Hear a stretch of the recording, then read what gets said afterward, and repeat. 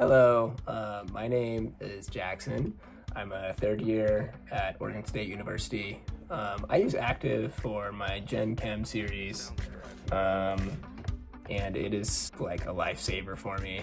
I don't read the textbook because I think that Aktiv is perfectly sufficient in giving me all the necessary information, and I do all my note-taking through Aktiv because it teases the brain by giving me questions to solve. But the best part about it is that when I get them wrong or get them right, it will, explain why it's right. And that's the real note-taking process. So for all of my questions, all of my active assignments, I write down questions that I think are needed, and then I write down the answers.